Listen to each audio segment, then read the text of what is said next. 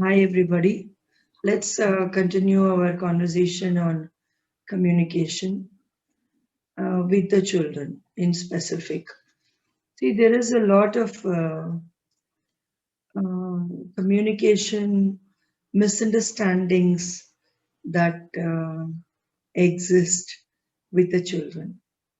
So, one of the greatest misunderstanding that we have with respect to the communication with the children is just because our children do not speak or is not expressing himself, we tend to think that our children cannot think. Actually, this is something that we should bring to understand uh, because thinking exists. Thinking exists in all of us. And speech and communication is not always going to give us the opportunity to speak exactly what's in our mind or what we are thinking about. However, it can give us the general idea. That is where understanding our emotions come into play.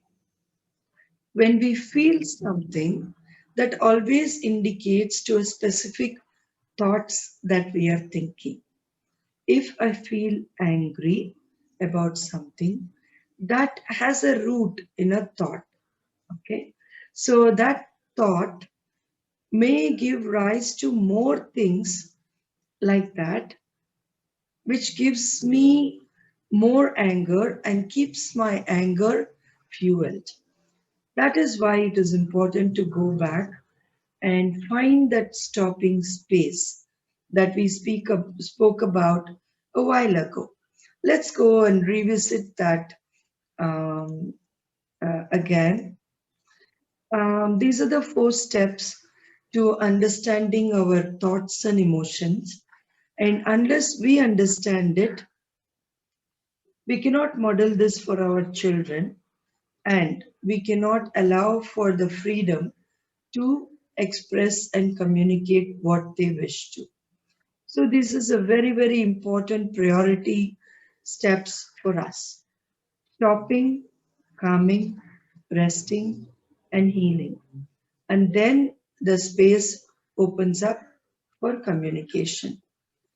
We saw that stopping indicates breathing and generally to find a no thought space. In a no thought space, that will help us to feel the emotions. If we are thinking continuously, we cannot accurately see what we or feel what we see. So, stopping through breath work and through intentional moving away from thoughts to a no thought space is the first step. Looking at the second step, continuing our breathing and continuing in the no thought space of probably 3 to 5 minutes of some kind of meditation, some kind of silencing of our thought, playing like monkeys jumping from tree to tree, that would calm ourselves.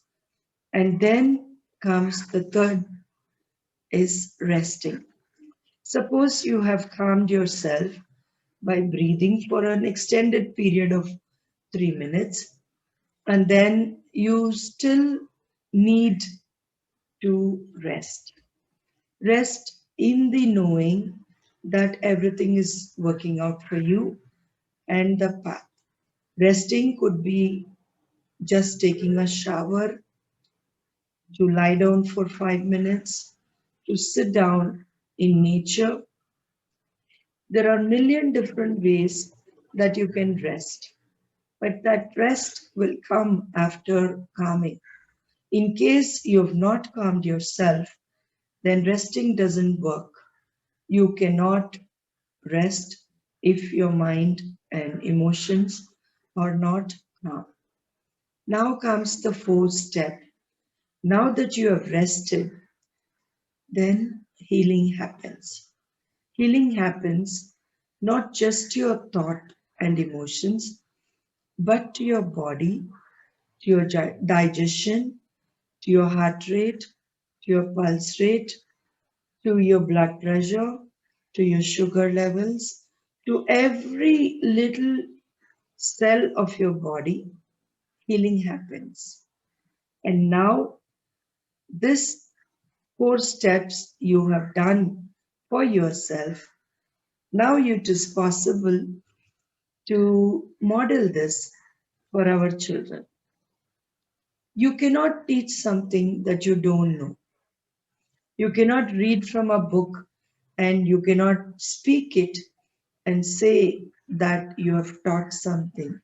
It is only from your own experience can you teach anything to anybody. So if I'm sitting here and talking about these four steps, these are steps that I practice not just every day. I practice it 10 times a day. I breathe, I stop, I calm, I rest, and then I heal, and only then can I respond and be a force in this world. If we have to represent our lives and our children's lives in this world, this is the most important thing that we need to do. And you're all teachers here, you're all parents, you're all children, and you're all amazing, amazing human beings. So let's do this for ourselves and to speak about goodness in the world, love in the world, happiness in the world, freedom in the world. And let us speak for our children when it is not enough that they speak in the world which is not heard. So train yourself to be ready to speak whatever comes for the rest of your life. Whatever was is okay, it's gone. But today is a new day. Now is a good time. Now is a good time to practice and to be the force that we are meant to be.